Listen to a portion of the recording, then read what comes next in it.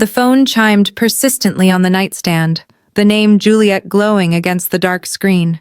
Edward's thumb paused over it for a heartbeat before he deliberately swiped to decline, his focus locked on the woman pressed against him. "Let it ring, Edward," Elena Toney murmured against his jaw, her nails trailing down his pristine shirt. "The little maid can wait for her moment." But as Edward deepened his kiss with his mistress, he had no idea that Juliet wasn't calling about domestic trivia or scheduling conflicts. She was calling because his 1-year-old son was seizing violently from a 104-degree fever, and she needed the code to the locked medicine cabinet. And in that instant of choosing desire over duty, Edward Wallace, the most feared Mafia boss on the East Coast, had just condemned his only heir to a fate worse than death. Welcome to Empire of Silence. Drop a comment letting us know where you're watching from, and hit that subscribe button. Your support means the world to us, and helps us bring you more incredible stories like this one. Juliet stood in the marble hallway of the Wallace estate, her hands trembling as she cradled Jeremy's burning body against her chest. The opulent surroundings, crystal chandeliers, imported Italian tile, priceless artwork, seemed to mock her in this moment of crisis.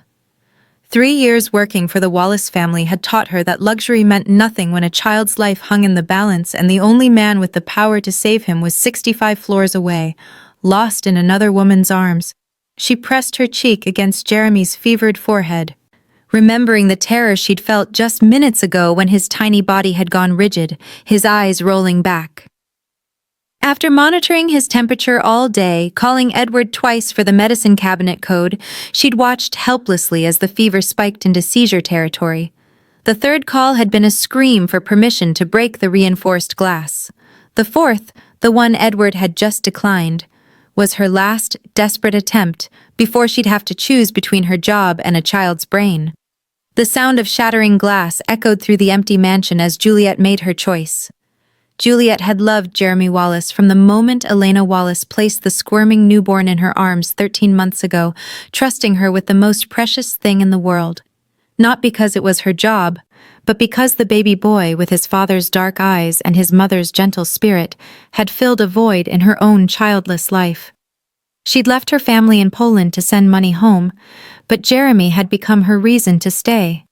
Now, as she pressed a cool cloth against his burning forehead, that love felt like a curse. "Shh, kochanie," she whispered in Polish, the endearment falling from her lips as naturally as prayer. "Mama will be home soon, we just need to bring your fever down." But Mama wouldn't be home soon. Elena Wallace had left for Boston that morning, her own mother's sudden stroke forcing her onto the first available flight. She'd been crying when she'd grabbed Juliet's hands in the foyer, her voice breaking. "You're the only one I trust with him. Edward's number is on the fridge. The pediatrician's is programmed in the house phone. If anything happens, you call them both immediately." Juliet had promised. She'd meant it.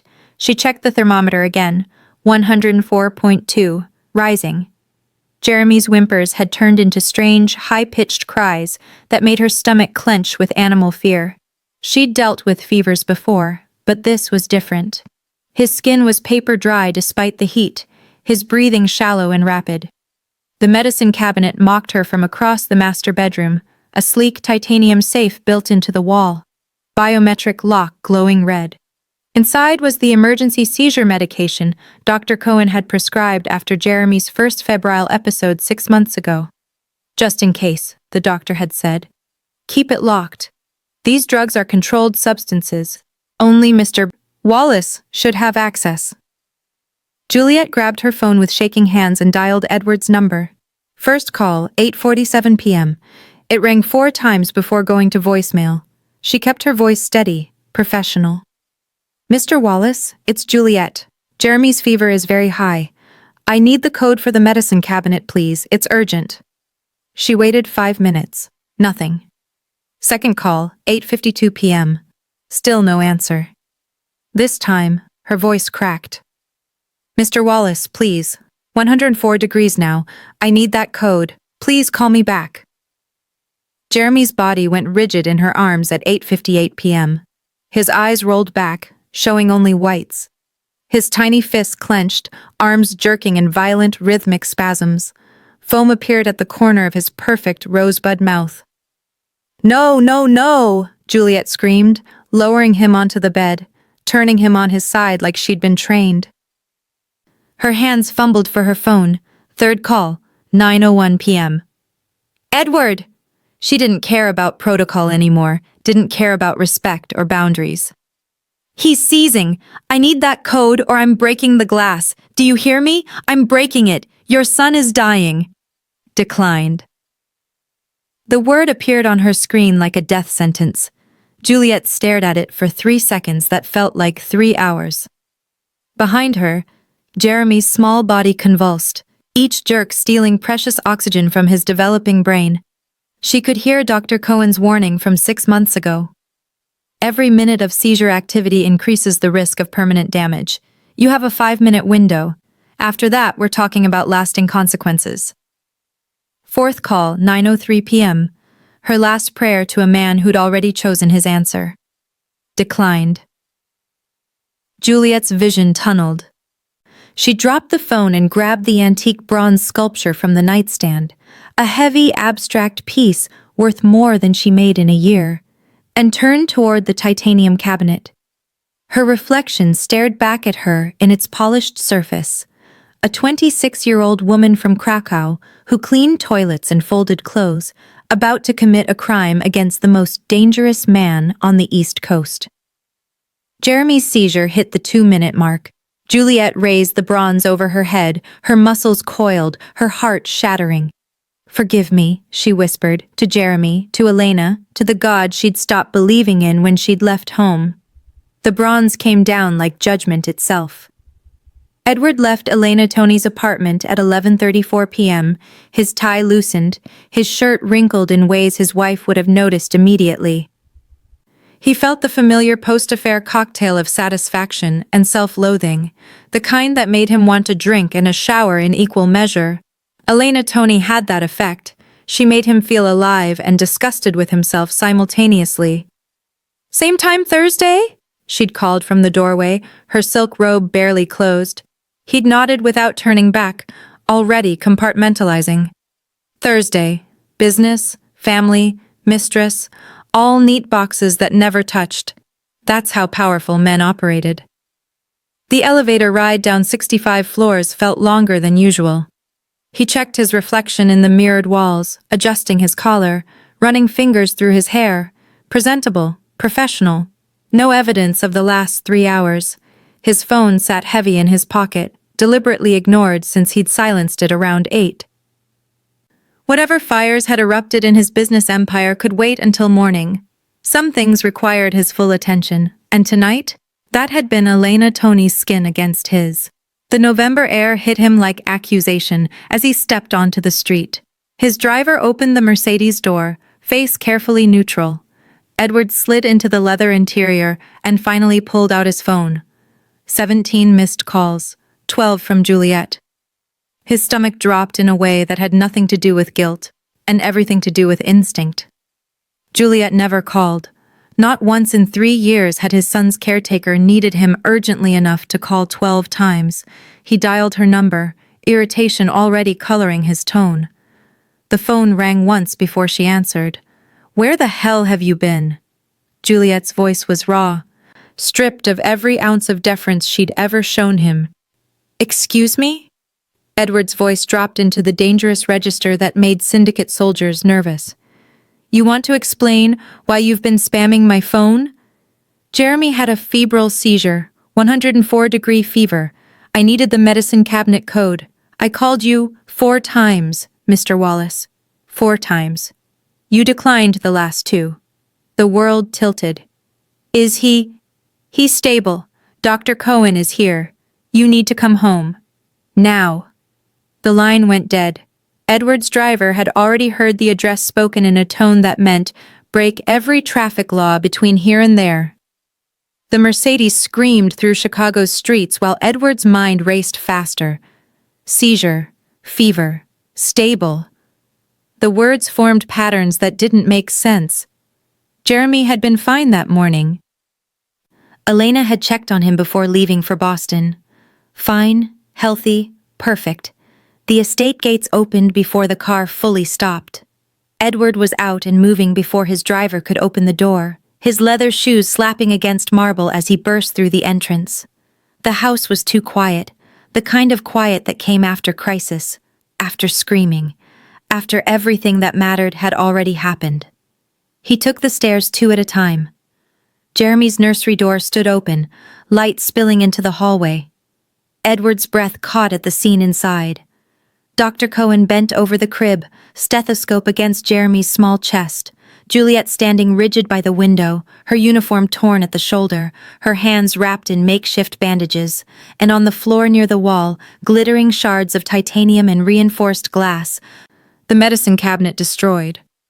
"What the hell happened here?" Edward's voice came out harder than intended, the instinct to control, to command, to fix, overwhelming everything else. Dr. Cohen straightened slowly, his expression carved from ice. "Mr. Wallace, good of you to finally arrive. Your son experienced a prolonged febrile seizure, onset at approximately 9 p.m., based on Ms. Kowalski's account. The seizure lasted 4 minutes and 27 seconds before emergency medication could be administered." 4 minutes? Edward's gaze snapped to the shattered cabinet. "You broke into my safe?" "I saved your son's life," Juliet said quietly, her accent thicker with exhaustion. "Since you were unavailable. I was in an emergency business meeting." The lie rolled off Edward's tongue with practiced ease, the same lie he'd used 100 times for 100 different indiscretions. "My phone was on silent. Critical syndicate negotiations don't allow for interruptions, even for your son's brain?" Dr. Cohen's question landed like a blade. "Mr. Wallace, I need you to understand something. Every minute of untreated seizure activity carries risk. Hypoxia, cellular damage, developmental consequences. 4 minutes and 27 seconds is significant. Ms. Kowalski's quick action likely prevented worse outcomes, but the delay—" He paused, his professional mask slipping for just a moment. "The delay concerns me." Edward felt the words like physical blows, but his face remained stone. "I want a full workup, spare no expense. If there's any damage, I'll run comprehensive tests in the morning. For now, he needs rest. And observation." Edward moved toward the crib, his hands suddenly uncertain. Jeremy lay sleeping, his face flushed but peaceful, one small fist curled near his mouth.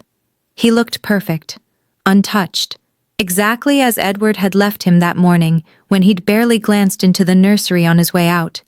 Behind him, footsteps, Juliet's voice, barely above a whisper. "Mr. Wallace, we need to talk about your emergency business meeting."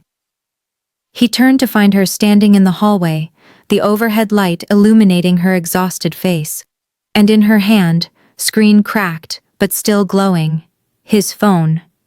The one he'd left on the nightstand, the one that had never left the estate at all. Edward stared at his phone in Juliet's hand, his mind scrambling for explanations, deflections, anything that would restore the power dynamic that had just inverted. He could see Dr. Cohen's shadow still moving in the nursery behind him, could feel the weight of his son's vulnerability pressing against his chest. Attack. That was the play. Go on offense before she could speak. "You had one job, Juliet." His voice came out cold, calculated, the tone he used when ordering executions. "Monitor my son. Keep him safe. And somehow, you let a simple fever escalate into a goddamn seizure?" He took a step forward, using his height, his presence, everything that made men twice his size step back. "You want to stand here and question me when you're the one who was supposed to be watching him?" Juliet didn't move, didn't flinch. Her red-rimmed eyes met his with something that looked disturbingly like pity. "I called you at 8:47, she said softly, holding up the phone so the screen faced him. "The fever was 103, rising fast. I asked for the code, calmly, professionally. You didn't answer." Edward's jaw clenched. "I told you." I called again at 8:52, 104 degrees. I begged you for that code, Mr. Wallace. You still didn't answer. Her thumb swiped across the screen, each movement deliberate. At 9:01, when your son's body went rigid and his eyes rolled back, I screamed into this phone. I told you I would break the glass. I told you he was dying. And do you know what you did? She turned the phone around. The call log glowed between them like evidence at a crime scene. Juliet, 9:01 p.m. Declined. You press decline, Juliet whispered. Not ignore, not miss. Decline. And then, 30 seconds later, at 9:03, when I called one last time, praying you'd made a mistake, praying you'd pick up. Juliet, 9:03 p.m., declined. You declined again. The hallway felt like it was closing in. Edward's carefully constructed lie, the emergency meeting, the critical negotiations, the unavoidable silence, collapsed under the weight of those two words. Declined, declined. Actions that required intention, choice, presence. My phone was, he started, but Juliet cut him off with a bitter laugh. Your phone was on the nightstand in the master bedroom, right where you left it when you went out tonight. She swiped again, and the screen filled with text messages, timestamps glowing like accusations. I found it when I ran to get the thermometer from your bathroom. It was unlocked, still warm, and these were waiting for you. Edward's blood turned to ice. Elena Tony, 8:45 p.m. Can't wait to see you tonight, baby. Elena Tony, 9:15 p.m. You feel so good. Elena Tony, 9:47 p.m. Same time Thursday? I'll wear that thing you like. Elena Tony, 10:23 p.m. Miss you already. Your phone was not in a business meeting, Mr. Wallace. Juliet's voice cracked. 3 years of respectful silence shattering into raw fury. Your phone was silent and here, in your home, while you were with her. I needed a code, 6 numbers, to save your son's mind. And you didn't just miss my calls. You looked at the screen, saw my name, saw that I was calling for the 4th time in 15 minutes, and you deliberately pressed decline. She took a step closer, and Edward found himself retreating. You chose your mistress over your son's brain, Juliet said, each word a knife. You chose her body over his life. And now Dr. Cohen says there might be damage, permanent, irreversible, because you couldn't be interrupted, because she was more important than the code, than him, than everything. Edward's world narrowed to the phone in her hand, to the evidence of his sins glowing between them. He'd killed men for knowing less about his private life. He'd destroyed entire families for smaller betrayals. But standing here, looking at Juliet's bandaged hands and exhausted face, looking at the proof of his choice, immortalized in declined calls and his mistress's texts, he had no words, no defense, no lie strong enough to cover the truth. His hand shot out, not toward Juliet, but toward the nursery doorway. He grabbed his phone from her grip and stumbled back into Jeremy's room, past Dr. Cohen's startled expression. Straight to the shattered medicine cabinet. The titanium frame still jutted from the wall, glass teeth glinting in the soft nursery light. Edward raised the phone, the device that had condemned his son, the screen that had shown him Juliet's name and made him choose wrong, and brought it down against the metal edge with all the force of his self-hatred. The screen spiderwebbed. He brought it down again. And again. Glass and plastic exploded across the imported carpet until his hand held nothing but a destroyed shell, sharp edges cutting into his palm, his own blood mixing with the evidence of Juliet's desperate salvation. Dr. Cohen's voice came from very far away. Mr. Wallace, you're bleeding. But Edward couldn't hear him over the sound of his own breathing, couldn't see anything but Jeremy's perfect sleeping face, couldn't feel anything but the crushing weight of a truth he'd spent 3 hours and 12 declined calls trying to ignore. He'd done this. Not the fever, not fate. him. The private clinic smelled of antiseptic and money, the kind of medical facility where Chicago's elite paid for discretion and immediate answers. Edward sat in Dr. Cohen's office at 4:47 a.m., his hand professionally bandaged, his suit rumpled, his eyes fixed on the mahogany desk between them. Jeremy was 2 floors above, sleeping under observation, electrodes monitoring his brain activity through the night. Dr. Cohen entered without knocking, a tablet in his hands and an expression that made Edward's stomach clench. "Tell me he's fine," Edward said before the doctor could sit. "Tell me there's no permanent damage," Dr. Cohen settled into his chair with the careful movements of a man about to deliver a death sentence. "Jeremy is stable, his vital signs are strong, the fever has broken, and there's no indication of infection or ongoing seizure activity." Edward exhaled. "So he's—" "But the MRI shows areas of concern." Dr. Cohen turned the tablet around, displaying images Edward couldn't interpret. Gray masses with bright spots that looked like stars. Here and here, hypoxic injury to the temporal and frontal lobes. The prolonged seizure combined with the delayed emergency medication created a window where his brain was deprived of adequate oxygen. The words landed like bullets. "What does that mean?" "It means your son will face developmental delays, speech, motor skills, cognitive processing. All areas that typically develop rapidly between ages 1 and 3 may be significantly impaired. We won't know the full extent for months, possibly years, but the damage is irreversible, Mr. Wallace.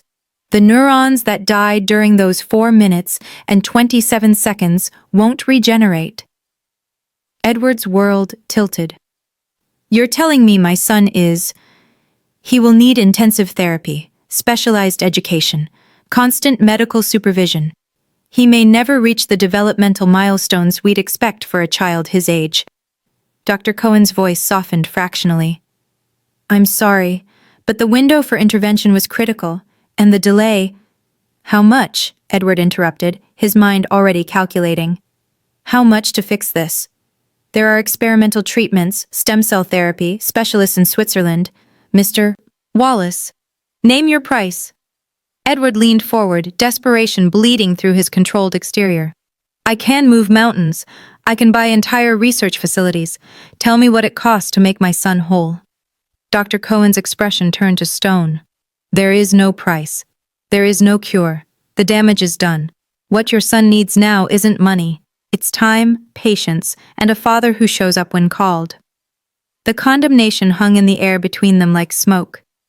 Edward opened his mouth to respond when the office door opened. He turned, expecting a nurse, and instead found himself staring at his wife. Elena Wallace stood in the doorway, still wearing the clothes she'd traveled in, her eyes swollen from crying on the flight from Boston. Dr. Cohen had called her 3 hours ago with the preliminary results. She'd abandoned her dying mother's bedside to return to her dying son's future. "Elena!" Edward stood, instinct pushing him toward control, toward explaining, toward anything that would put him back in charge of the narrative. "Sit down, Edward." Her voice was quiet, but absolute. He sat. Elena moved into the room with the grace of a woman who'd spent 5 years learning to navigate her husband's chaos. She looked at Dr. Cohen first. "The prognosis?" "Developmental delays, potentially significant. I've outlined everything in the report." She nodded, her face carefully blank. Then she turned to Edward, and he saw something in her eyes he'd never seen before, complete absence of love. "Where were you?" she asked simply. "Elena, I was in a meeting." "Don't." The single word cut like a blade. "Dr. Cohen told me Juliet called you 4 times. That you declined the calls. That she had to break into our safe because you were unreachable during a medical emergency involving our son." She stepped closer, her voice dropping. "So I'll ask you again, and this time, do me the courtesy of honesty. Where were you?" Edward's jaw clenched. "That's not relevant." "You were with her, weren't you? With Elena Tony." His wife's laugh was bitter. "Did you really think I didn't know? That I couldn't smell her perfume on your shirts? That I didn't see the credit card charges for the penthouse you think is so secret? Elena, why didn't you leave the medicine cabinet key with Juliet? Edward's voice rose, grasping for the offensive, for blame to shift anywhere but himself. You left for Boston knowing Jeremy had been sick. You left that responsibility to a maid when you could have. I left that responsibility to his father. Elena's composure shattered, her voice rising to match his. I trusted that if something went wrong, you would answer your phone, that you would put your son before your whore, that for once, in 5 years, you would choose your family over your ego. She moved closer, and Edward found himself unable to meet her eyes.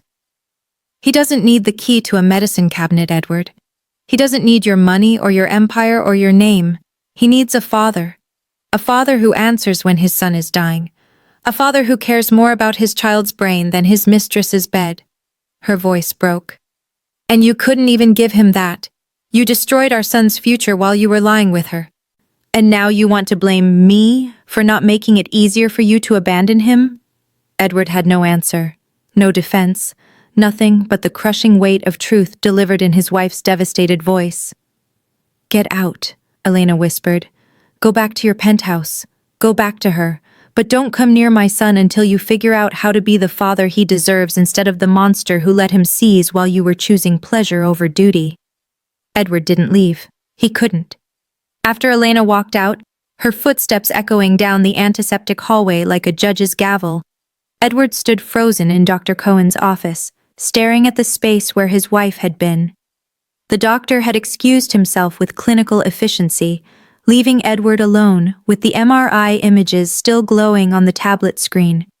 Those bright spots, those dead neurons. His son's stolen future, rendered in grayscale. He found himself climbing the stairs to the 3rd floor, his legs moving on autopilot. Jeremy's private room was at the end of the hall, guarded by silence and soft lighting. Edward pushed open the door. The crib looked enormous in the small space, medical equipment crowding around it like vultures. Jeremy slept on his back, his small chest rising and falling with the steady rhythm of innocence. Electrodes dotted his scalp, wires trailing to monitors that beeped reassurances Edward didn't deserve. His son's face was peaceful, beautiful, utterly unaware that his father had traded his mind for 3 hours of adultery. Edward sank into the chair beside the crib, his hands shaking. He'd held Jeremy exactly twice since birth. Once in the hospital for a photo Elena insisted on, and once at the christening when the priest handed him over. Both times, Edward had felt awkward, uncertain, terrified of dropping something so fragile. So he'd delegated. Juliet for the daily care, Elena for the love, nannies for the nights. Edward Wallace, the most powerful man on the East Coast, had been too busy building an empire to know his own son's laugh. Now he reached through the crib bars and touched Jeremy's hand. The tiny fingers were warm, perfect, curled slightly in sleep. Edward's bandaged palm dwarfed them entirely. I'm sorry, he whispered, the words foreign in his mouth. I'm so sorry. The door opened softly. Dr. Cohen entered, his expression carefully neutral. Shouldn't you be resting? Edward asked, his voice hoarse. Shouldn't you? Dr. Cohen moved to check the monitors, his movements efficient. Your wife has taken a room down the hall. She'll want to be here when he wakes. Edward nodded, unable to look away from his son. Can I ask you something? Honestly? Of course. Will he? Edward's voice caught. He forced himself to continue. Will he be able to take over? The business? The empire? Everything I've built? Will he be sharp enough, strong enough to be the heir I raised him to be? The silence that followed was devastating. Dr. Cohen set down his tablet and moved to stand beside Edward, both men looking down at the sleeping child. Mr. Wallace, your son is 13 months old. Until yesterday, you were raising him to be nothing. You were letting others raise him while you built your empire. That's not what I asked. I know. Dr. Cohen's voice softened. The answer is no. Jeremy will likely struggle with executive function, memory retention, processing speed, all the cognitive tools required to run a criminal enterprise or any complex organization. He may learn to read years late.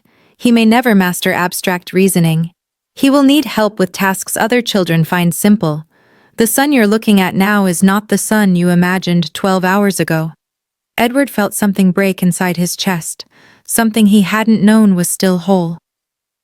The moment you declined that call, Dr. Cohen continued quietly, you didn't lose his life. You lost his potential. The boy who might have been brilliant, charismatic, sharp, that boy died during those 4 minutes and 27 seconds. The boy in this crib is different, softer, slower, more vulnerable, and you'll spend the rest of your life raising him, knowing you're the reason he'll never become what you wanted him to be. Edward's hand tightened around Jeremy's fingers. That's my punishment? That's your reality. Dr. Cohen moved toward the door, then paused. Though if you're looking for punishment, Mr. Wallace, consider this. Every developmental milestone he misses, every specialist appointment, every moment of frustration when he can't understand something simple, you'll know it's your fault. You'll watch other children his age surpass him, and you'll remember exactly where you were when you stole that from him. That's not punishment. That's justice. The door closed softly, leaving Edward alone with his son and his shattered phone, still in his pocket, sharp edges pressing against his thigh. He pulled it out slowly. The screen was destroyed, but the device still functioned when he pressed the power button. Cracks spiderwebbed across Elena Tony's last message. Miss you already. Edward scrolled through his contacts with his thumb, each swipe sending pain through his cut palm. He found her name, Elena Tony. He stared at it for a long moment, remembering her perfume, her skin, the way she made him feel powerful and wanted and alive. She was worth nothing compared to this. He deleted the contact, then her messages, then every photo, every email, every trace of her existence in his digital world. It took 4 minutes and 27 seconds, the exact length of his son's seizure. Poetic, in a way that made him want to vomit. When he was done, Edward set the destroyed phone on the medical tray beside the crib. He looked at Jeremy one more time, memorizing the face of the son he'd broken, and forced himself to stand. The walk to the waiting room felt like a march to execution. Elena had left her purse on one of the chairs, expensive leather, the kind Edward bought her to assuage his guilt. Beside it, a single piece of hospital stationery, folded once. Edward's name written on the outside in his wife's elegant script. His hands shook as he opened it. Edward, you kept the wrong Elena waiting. I want nothing from you but the divorce. My lawyer will contact yours Monday morning. You can have the penthouse, the cars, the offshore accounts, all the things that mattered more than your family. You asked Dr. Cohen if Jeremy would be the heir you raised him to be. Here's the truth. You never raised him at all. And now, you never will. You have lost your son forever. E. Edward read it 3 times, each word a nail in his coffin. Then he folded it carefully, placed it back on the chair, and walked out of the clinic into the gray Chicago dawn, a man who'd won every battle and lost the only war that mattered. Edward's study looked exactly as he'd left it 72 hours ago. Mahogany desk polished to mirror shine, leather-bound books he'd never read lining the walls, crystal decanters catching the morning light. A temple to power built by a man who'd just lost everything that mattered. He sat behind the desk and pulled out his laptop, opening his encrypted contact list. His lawyer answered on the first ring. Marcus, drop the papers. Mr. Wallace, it's 6 a.m. I don't care. Elena wants a divorce. Give her everything. Edward's voice was flat, mechanical.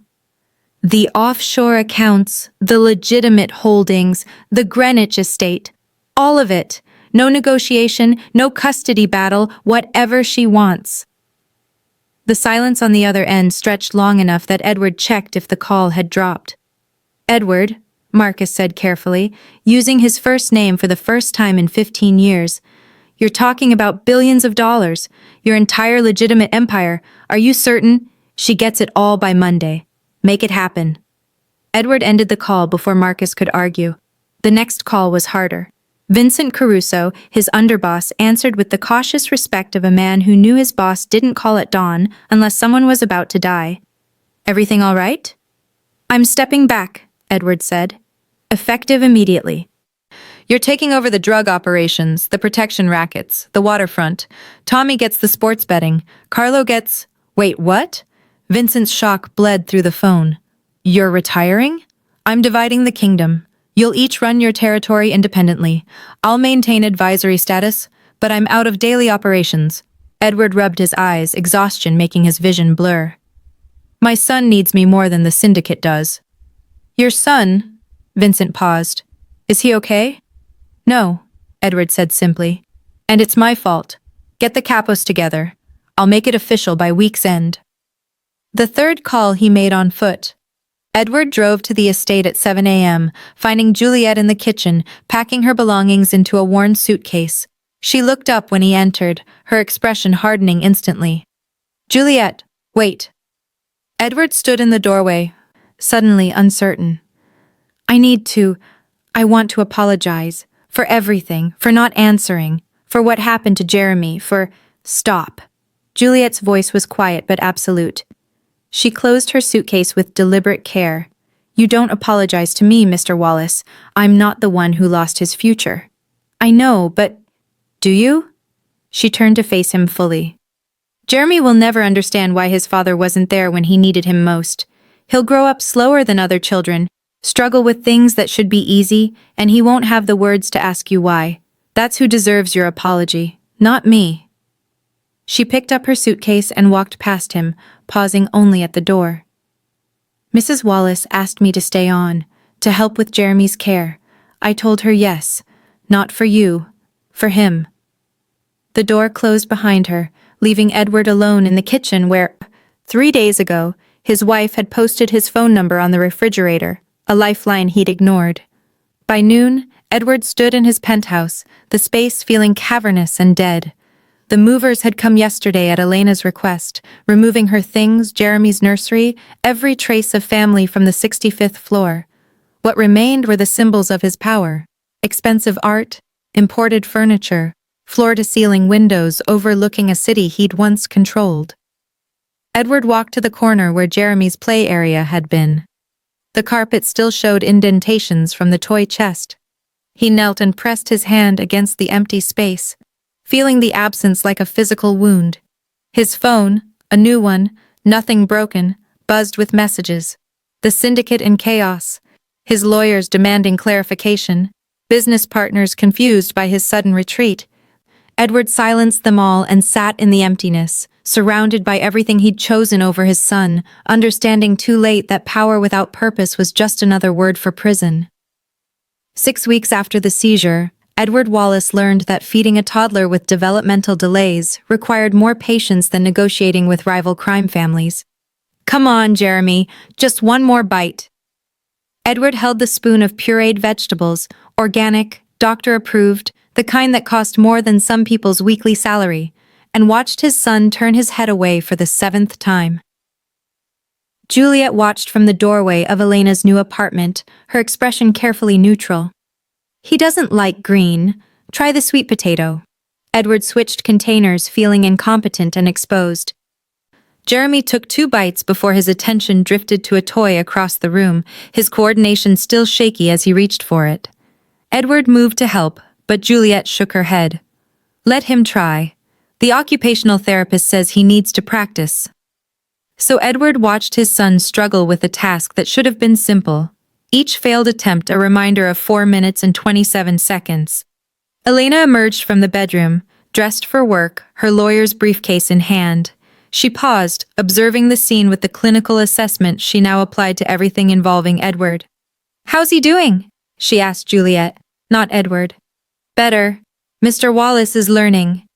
Elena's gaze flickered to Edward, still kneeling on the floor in a suit that cost more than Juliet's monthly salary, sweet potato puree on his collar. Your hour is almost up, she said coldly. I'll be back at 3 for the speech therapy appointment. I can take him, Edward offered quickly. I cleared my schedule. No. Elena's voice was absolute. Supervised visits only. We discussed this. Edward nodded, swallowing his pride. He had no right to argue. No right to anything except the mercy Elena chose to grant him. The speech therapy appointment at 3 became Edward's first real test. Jeremy had started crying during the session, overwhelmed by the exercises, his limited vocabulary making it impossible to express his frustration. The therapist took a break, and Edward's phone rang in his pocket. He glanced at the screen. Vincent Caruso, the call he'd been expecting all week. The territorial dispute with the Chicago outfit that could cost him millions or trigger a war. Elena watched him from across the waiting room, her expression unreadable.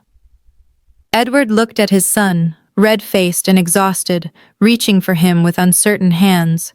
Then at the phone, still ringing, still demanding, still offering him an escape into the world where he knew how to be powerful. He pressed decline. Who was it? Elena asked quietly. No one important. Edward lifted Jeremy into his arms, feeling the small body relax against his chest. Nothing's more important than this. He saw something flicker in Elena's face. Not forgiveness, not yet, but something softer than the ice she'd shown him for weeks. That evening, Elena found Edward in Jeremy's room, patiently guiding their son's hand through the shape-sorting exercise the occupational therapist had assigned. Jeremy had been trying for 10 minutes. His small face scrunched with concentration, and Edward hadn't rushed him once. Triangle goes, here, Edward murmured, his voice gentle in a way Elena hadn't heard in years. That's it? You're doing so good, buddy. Jeremy got it wrong, again, and Edward just smiled and reset the shapes, his face etched with determination, not the annoyance she'd expected, not the impatience of a man with more important places to be. He wasn't the Mafia boss in this moment. He was just a father, trying desperately to help his son navigate a world Edward had made infinitely harder. Elena cleared her throat from the doorway. Edward. He looked up, still holding Jeremy's hand around the triangle. Next Tuesday, she said carefully, testing words she wasn't sure she was ready to speak. There's a pediatric neurologist appointment at 10. You can take him. Alone. Juliet will text you the address. Edward's expression cracked, relief and disbelief warring across his features. Elena, don't make me regret it, she said quietly. And Edward, don't be late. 5 months after the seizure, Edward Wallace sold the penthouse. The real estate agent had called it a tragedy to let go of such prime property, 65 floors of Chicago dominance, the kind of address that announced power with every elevator ride. Edward signed the papers without hesitation and used the proceeds to buy a 3-bedroom brownstone in Lincoln Park, with a backyard for Jeremy and proximity to the city's best developmental therapy centers. The East Coast syndicate still whispered about his transformation. Edward Wallace, who'd once ordered executions over breakfast, now ran only the legitimate arms of his empire: real estate development, private security consulting, investment portfolios scrubbed clean of blood money. Vincent handled the rest, and Edward slept better for it. The brownstone's kitchen was smaller than his old closet, but it was filled with something the penthouse never had: the sound of his son's laughter. Again! Jeremy shouted, his speech still delayed but improving, his eyes bright with joy as Edward lifted him into the air for the 10th time. Again, Daddy. Daddy. The words still hit Edward like absolution he didn't deserve. One more, Edward promised, his back aching but his heart full. He lifted Jeremy high, watching his son's face split into a grin that made every sacrifice worth it. But then we have to practice your words before Mama gets home. Elena had started coming to the brownstone 3 evenings a week, staying for dinner, helping with bedtime routines. The divorce papers sat unsigned in her lawyer's office, not forgiven but paused. She'd opened her own accounts, maintained her own apartment, kept her independence like armor, but she was here. That was enough. Edward settled Jeremy on the floor with his speech therapy cards kneeling beside him. Okay, buddy, show me. Apple. Jeremy's small hand hovered over the cards, his processing slower than other children his age, his frustration visible when the right word wouldn't come. But Edward waited with the patience he'd learned through countless hours of therapy sessions, doctor appointments, and developmental exercises that had taught him more about fatherhood than 13 months of neglect ever had. Apple, Jeremy finally said, holding up the card triumphantly. That's perfect. Edward pulled his son into a hug, feeling the small body melt against him with trust Edward had spent 5 months earning back, one declined business call at a time. The front door opened. Elena entered carrying groceries, her hair pulled back, her lawyer's armor replaced by jeans and a soft sweater. She looked younger like this, less guarded. She looked like the woman Edward had married before he'd chosen power over partnership. "How was therapy?" she asked, setting bags on the counter. "He said 5 new words today," Edward reported, pride coloring his voice. "And the occupational therapist thinks he's ready to try a regular spoon next week." Elena's smile was genuine, if still cautious. "That's wonderful." Edward's phone buzzed in his pocket. It had been buzzing all afternoon, urgent messages from business partners and former associates who still thought his time could be bought. He felt Elena's eyes on him, watching, testing, waiting to see if he'd revert to the man who'd once chosen a phone call over his son's life. Edward pulled Jeremy closer and tickled his sides, drawing out giggles that filled the small kitchen with music. The phone buzzed again. He didn't even glance at it. Elena moved to join them on the floor, her hand briefly touching Edward's shoulder, the first voluntary physical contact she'd initiated since the hospital. "I'm thinking about staying for the weekend," she said quietly. "If that's okay." Edward looked up at her, seeing the fragile hope in her eyes, the careful rebuilding of something he'd shattered. "I'd like that." Jeremy reached for his mother, and Elena gathered him into her lap, the 3 of them forming a circle on the kitchen floor of a modest brownstone that would never appear in luxury magazines or impress syndicate bosses. Edward's phone buzzed a 3rd time. This time, he pulled it out and powered it off completely, setting it aside with the finality of a man who'd finally learned what truly mattered. "Daddy stay?" Jeremy asked, his limited vocabulary somehow capturing everything. "Daddy's staying," Edward promised, meeting Elena's gaze over their son's head. "I'm not going anywhere ever again." Edward Wallace kept his fortune, but he learned that true power was not in control, but in presence. His punishment was his constant, loving life sentence, raising the son he himself had crippled, forever reminded of the moment he'd lost everything that truly mattered. Every missed milestone, every therapy session, every struggle that came easier to other children became a mirror reflecting his failure. But in that mirror, Edward also found redemption, not through absolution, but through showing up. Day after day, hour after hour, moment by precious moment.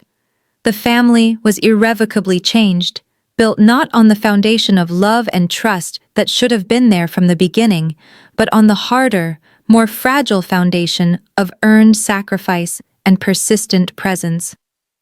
Edward Wallace had declined the call that mattered most. Now, he would spend the rest of his life answering for it, not with words or money or power, but with the one thing he'd never given before, himself. Thank you for staying with me till the very end of this story. Every view, every comment, every moment you spend here keeps these stories alive. If you felt this one, make sure to subscribe and let me know you watched to the end.